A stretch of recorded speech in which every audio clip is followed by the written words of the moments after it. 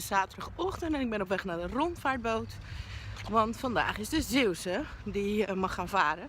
De 10 prijswinnaars die staan nu op ons te wachten. En dan gaan we met de boot een rondje varen.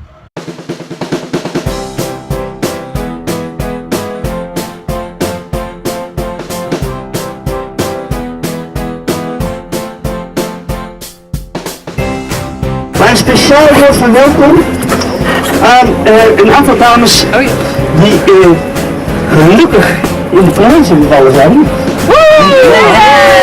En we gaan nu een stukje varen door Middelburg. Het jaar van Middelburg, dames en heren. Want wij vieren dit jaar dat we 800 jaar stadsrechten hebben.